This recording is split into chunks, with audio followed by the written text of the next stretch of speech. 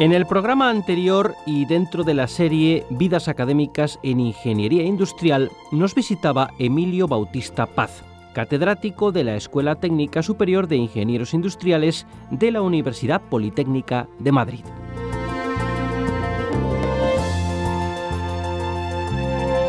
Recordemos que el profesor Bautista, ingeniero industrial por el Plan 1950, simultaneó las 4 especialidades existentes entonces: mecánica, eléctrica, química y textil, siendo un caso único en España. Posee también la licenciatura en informática en la primera promoción. De su trayectoria destaca su paso por IBM España durante 30 años y una labor docente que se extiende a lo largo de 50.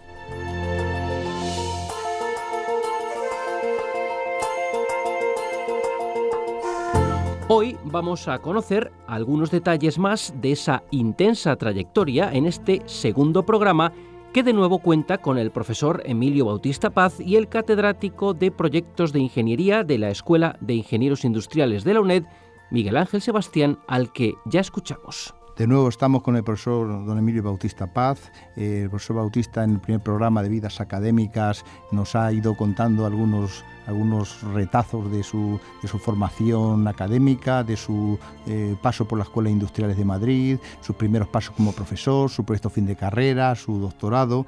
Y ahora mismo, pues rápidamente, muy joven, fue catedrático de esa propia escuela. En aquel momento las oposiciones, que no concursos, eran singulares y eran también para todo el territorio nacional. Creo recordar que, no recuerdo personalmente, sino que mirando el BOE aparece que se convocaron 3 plazas, la de las 3 escuelas históricas, Bilbao, Barcelona y Madrid, y los actores de las mismas fueron precisamente el profesor Emilio Bautista Paz, que la superó con el número 1, el número 2 fue don Pedro Ramón Moliner, que casualmente era hijo de la filóloga y autora del famoso diccionario María Moliner y que fue profesor de la Escuela de Industriales de la UNED, incluso vicerrector de profesorado, hasta su temprana muerte allá por los años 70 o 80, por los años 80. Y luego don Antonio Corral Saiz, que obtuvo luego la de Bilbao, fue el tercero en esa puntuación, al que ha citado el profesor Emilio Bautista en el anterior programa como autor de un libro referente que ha usado él y sigue usando en la enseñanza de la cinemática y dinámica de las máquinas. Una vez ganada la oposición, había un año de provisionalidad y al cabo de un año era cuando se le ratificaba a uno como funcionario, ¿no? Una especie de año de prueba. Todo esto es muy curioso, cómo eran las oposiciones, cómo eran las puntuaciones, nos llama mucho la atención en este momento ese planteamiento de que hace la oposición y luego se ascribe a las plazas por número de orden, el que salgan a nivel nacional y que haya un periodo de provisionalidad, ¿no? Hombre, entonces yo creo que el concepto de oposición ha ido también evolucionando un poco. Evolucionando en el sentido de que a veces la oposición, la forma de acceder a una plaza es ha acabado siendo muchas veces un examen de una persona o de muy pocas personas. Cuando yo me presenté a la oposición, a las 3 plazas que había entonces vacantes, nos presentamos 17. Había 6 ejercicios bastante fuertes. 17 personas que iban cayendo ejercicio tras ejercicio, pues eran muchos a examinar y por lo tanto al final el examen duró un mes entero. Tal. Entonces, además, el examen era a nivel nacional. Yo, como digo a veces en plan de broma, a mí me han escamoteado algunas cosas. Yo era un profesor un profesor a nivel nacional que podía trasladarme a cualquier sitio. Y de repente me vi convertido en funcionario de la Comunidad de Madrid, cosa que no estaba prevista, ¿no? Quiere decir que entonces había una movilidad mayor y desde luego pues una competitividad en esa entrada en la universidad, pues creo que mayor también, ¿no? Creo que se ha perdido también un poco ese estilo, hasta llegar al extremo de que muchas veces las plazas se ocupan mirando papeles y no mirando a las personas, no viendo a la gente expresarse con una bola sacada entre ciento tal y con una hora de preparación, viendo cómo lo hace en la pizarra. Qué bueno que las oposiciones además eran de carácter simulativo, porque de alguna manera eran ensayos de lo que hacía luego uno en su vida profesional. Porque tenían ejercicio el currículum, de la metodología docente, pero luego había que saberse el programa, las lecciones, como bien dice, por extracción de un... Y los temas de altura, que le ponían a uno así sobre la marcha. Sí, incluso algún ejercicio práctico en la fase final, con lo cual se cubrían todas y cada una de las capacidades que iba a desarrollar en su vida profesional. Y había las dos primeras partes de la oposición eran el autobombo, el llamado autobombo, en que uno decía el mejor del mundo, ¿no? Decía sus méritos, y la trinca, que era lo que decían los demás de lo que había dicho que era mentira. Claro, jope. Con lo cual, sí. En esos tribunales, en ese tribunal había algún personaje famoso, ¿se acuerda? Hombre, claro, todos eran catedráticos de escuelas. Y entonces había pocos en España, claro, ¿no? Sí. Por lo cual, tenía que ser hombre, yo creo, por ejemplo, por decir un nombre, porque habría que citarlos a los 5, ¿no? Había profesores catedráticos de aeronáuticos, de tal. Hombre, a mí me parece que, por ejemplo, Simó Prat, que luego fue también director de la Escuela de Tarrasa, acabamos siendo amigos, por decirlo de alguna forma, me pareció una persona que habría que citar porque creo que es una persona relevante en el tema de máquinas y en particular de tecnología mecánica también, ¿no? Y sus otros dos competidores, Pedro Ramón Moliner y Antonio Corral, ya hemos hablado un poco de ellos, pero creo que sean personas también de altura. Hombre, creo que por descontado. Alguien tenía que ser el primero y alguien tenía que ser el tercero, pero desde luego yo no sé si hubiera estado en el tribunal me hubiera dado a mí la primera plaza. Bueno.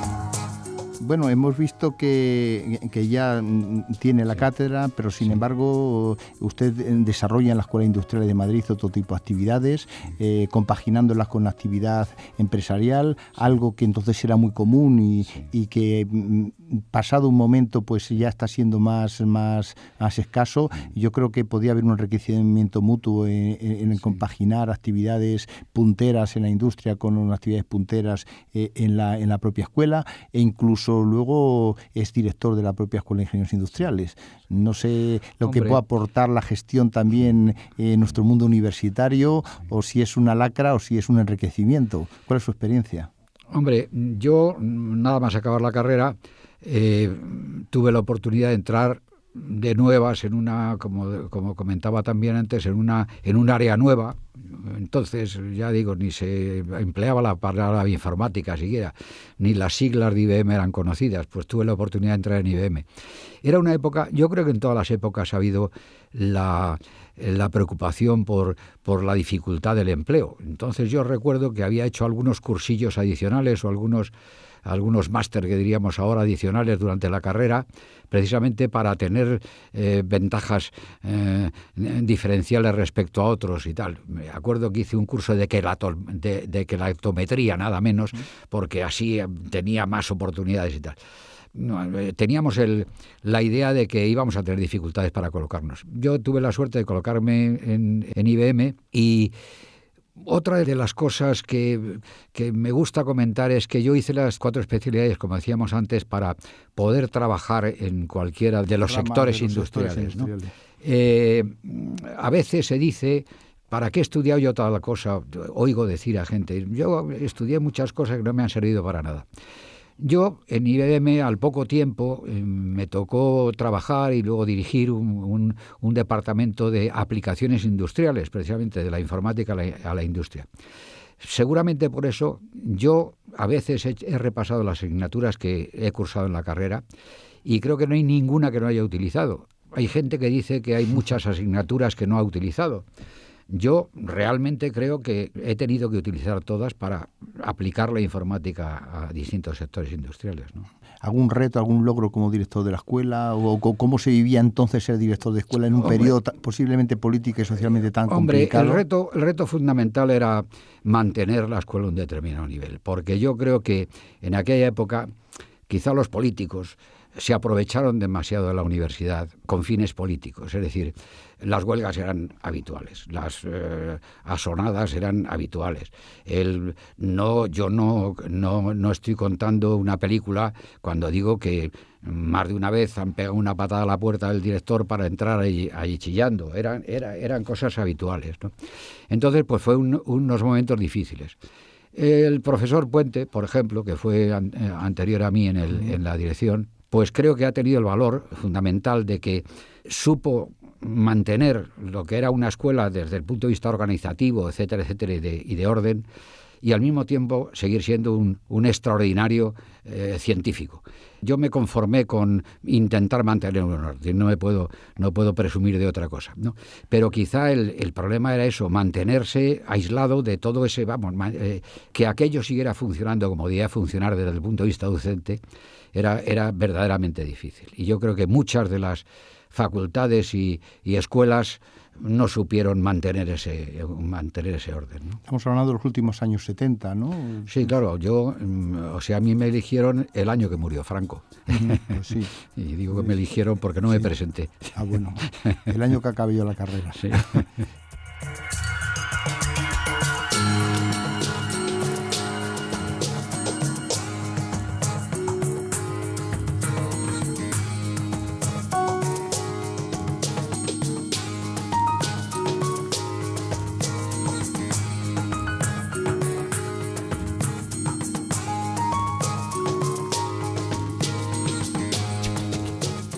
En aquel entonces, por aquella época, eso lo han identificado algunos invitados que hemos tenido en esta serie de programas, y lo ha citado en el programa anterior usted.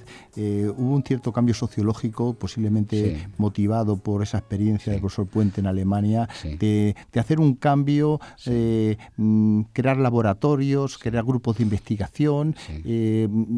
Bien es verdad que deben estar conectados con la realidad externa, pero ya no estar el profesor a lo mejor a nivel personal tan vinculado a la empresa, sino vinculado a través del grupo.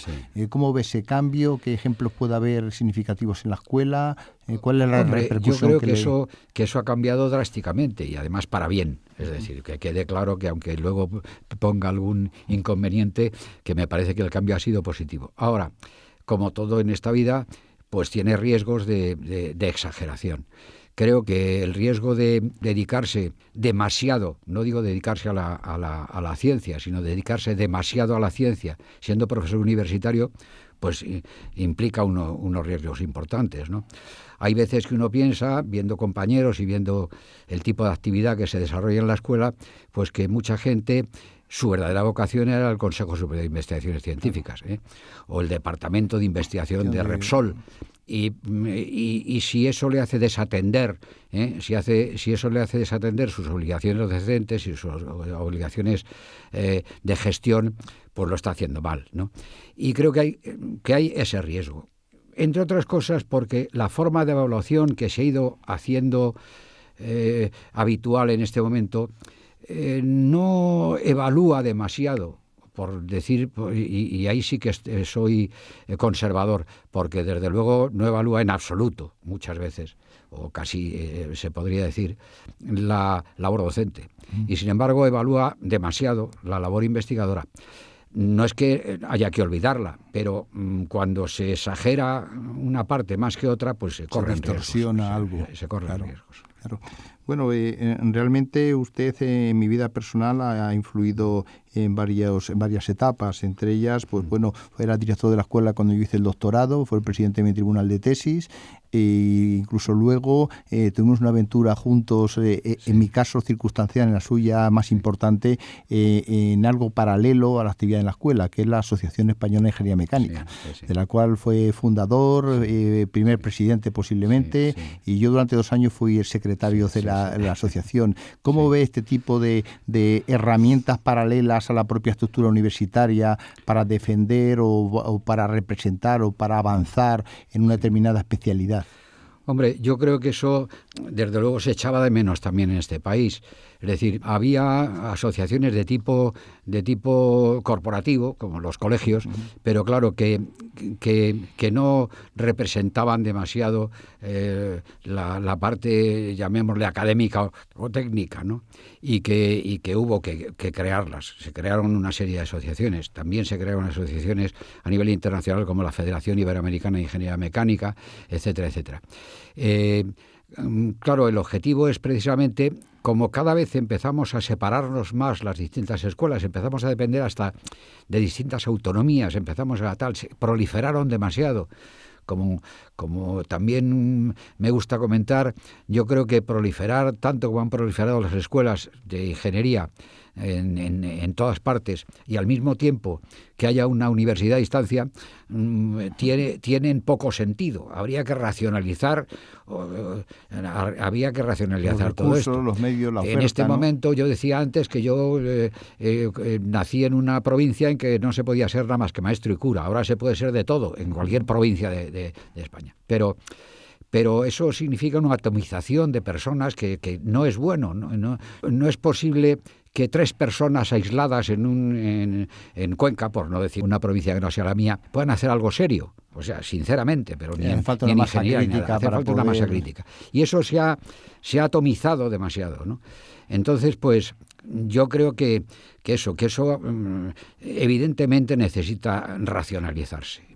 Pero por eficacia y porque el futuro del país depende también de esto, ¿no? No sé Yo recuerdo que en ese núcleo fundacional pues estaban personajes como Enrique Larcón, entonces, Amable Liñán, el profesor Bautista, ¿no? Entonces, eso, retomando otra vez la pregunta, ¿cómo se podía aglutinar de alguna forma a todas esas personas que cada vez estaban más dispersas? Pues precisamente a través de unas asociaciones, que esas asociaciones organizaran congresos, organizaran actividades que permitieran periódicamente, interactuar, esos grupos, como digo, esos grupúsculos que se han ido creando y que se siguen creando. Dentro de la misma provincia de Madrid en este momento hay demasiados grupúsculos porque hay demasiadas universidades con demasiadas mismas carreras, ¿no? Y demasiadas mismas titulaciones. Bueno, y aquellos congresos que surgieron de unos que era de la Comisión Española del IFTON, luego el Congreso de Ingeniería Mecánica, pues en 2016 se celebrará en Elche. Entonces, bueno, hay una continuidad hasta nuestros días, o sea que la labor realizada pues ha sido fructífera.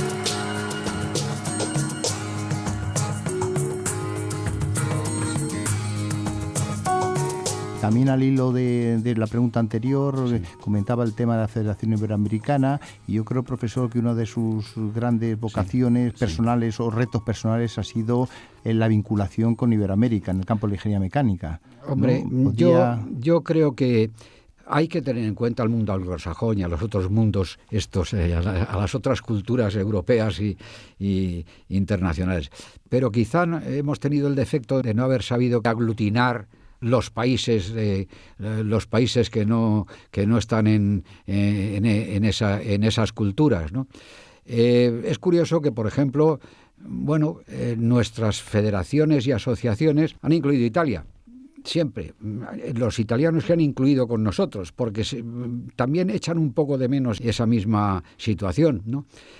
Por lo tanto, pues para visibilizar lo que se hacía en ingeniería y en particular ingeniería mecánica en los países estos, ¿no? En los países hispanos o como le queramos llamar, ibéricos, y habría que decir latinoibéricos, para que nosotros mismos fuéramos conscientes de lo que se hacía y de lo que se había hecho. Otro de los temas es el de historia.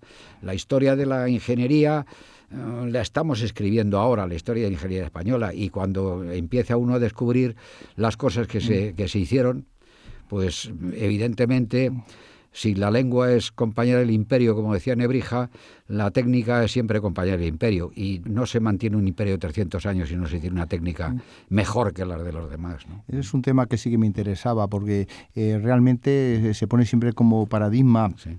Inglaterra, para el tema de la tecnología, y lo que sí que está claro que es un paradigma en cuanto que han escrito y han documentado su propia tecnología, y nosotros quizás le hemos hecho ascos a nuestra propia tecnología. Cuando uno investiga ve que hay personajes, hay desarrollos, y hay un bagaje tecnológico muy importante, porque si no, no se entendería el resto de la historia. Recuerdo una conferencia suya sobre don Cipriano II Montesino y Estrada, ¿no?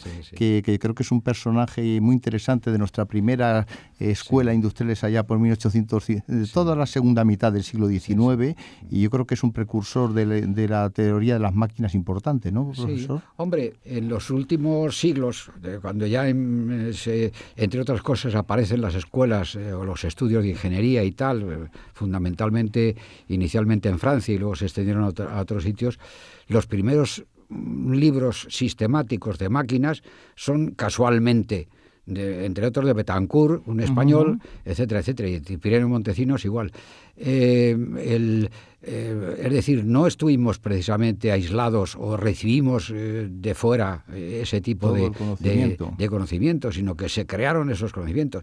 Los 21 libros de los ingenios y de las máquinas de tiempos de Felipe II, pues están ahí también, y así podíamos seguir.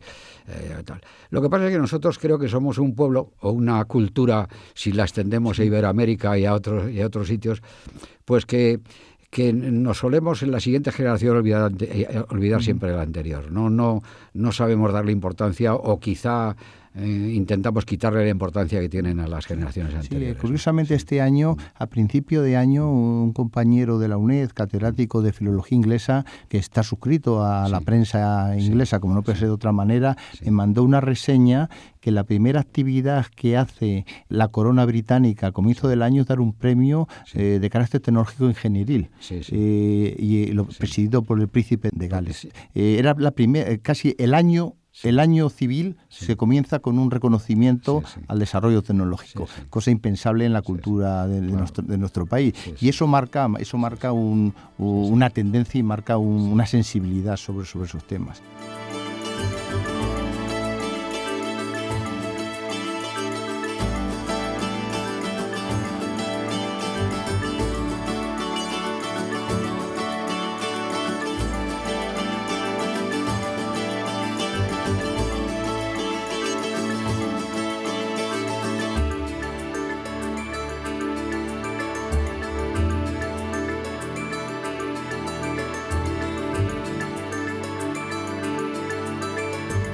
Ya en el campo de las máquinas, que es sobre su campo, las máquinas, los mecanismos y todos estos dispositivos, ¿cómo lo ve ahora? ¿Cómo ve el futuro de la ingeniería mecánica? ¿Cómo ve su estudio actual, su desarrollo? Parece que nos aburre y nos invade la electrónica, la cibernética, la automática y la electrónica, ¿no?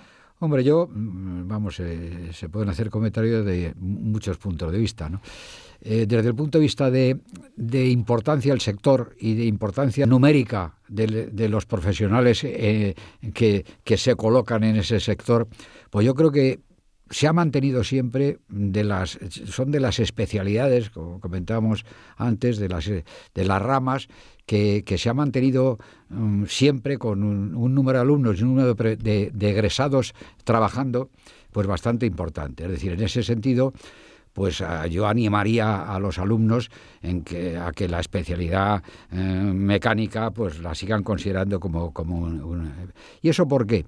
Pues porque si nos fijamos un poco, el sustrato de cualquier industria, de cualquier desarrollo tecnológico y tal, hay un sustrato mecánico importante. Hay cosas que tienen ahora un renombre mucho mayor y además una importancia y un impacto en la sociedad grande. Pero como he dicho yo muchas veces, cuando acabemos la reunión nos montamos en un chip y nos vamos a casa. Todavía dependemos mucho de la mecánica para todo, y debajo de cualquier cosa hay algo mecánico. Por lo tanto, seguirá siendo un ámbito importante. Por otro lado, a veces hay gente que piensa, y hasta puede ser que yo antes de ser catedrático de máquinas lo pensara también, que la mecánica está ya agotada, nada más lejos de la realidad. Empezando por temas como la tribología o el tal o el cual, vamos, precisamente lo que sabemos es muy poco del comportamiento, del rozamiento, del desgaste, de tal y de cual, y de muchísimas cosas, de materiales llamados nuevos, que ya no son tan nuevos, seguimos sin saber, son nuevos porque no sabemos nada de ellos, etcétera, etcétera. Hay mucho campo de investigación, por no ser prolijo, hay muchos campos de investigación importantes en la ingeniería mecánica. Es decir, por un lado, interesa tenerla en cuenta porque es un área de empleo importante, porque es un área de actividad importante, y por otro lado porque también en la parte esa científica tiene mucho que hacer todavía. Por último, profesor Bautista, siempre preguntamos a nuestros invitados algún consejo a los que quieran estudiar ingeniería industrial, a los que acaben ingeniería industrial y que quieran dedicarse a la investigación o a la actividad profesional, o los que quieran ser profesores como nosotros. ¿Algún consejo, alguna recomendación para el futuro? Bueno, yo creo que, por decir algo así que me parece que nos espera seguramente, es que no pierdan el tiempo.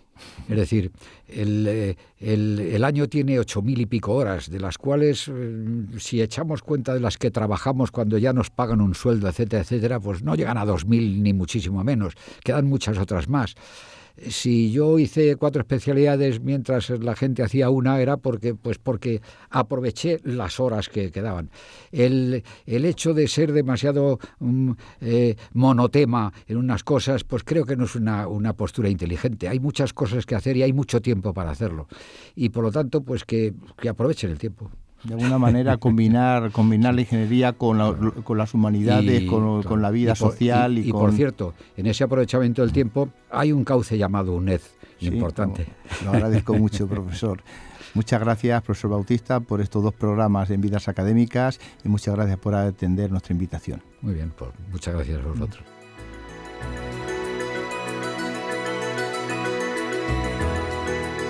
Así cerramos esta 10ª entrega de Vidas Académicas en Ingeniería Industrial.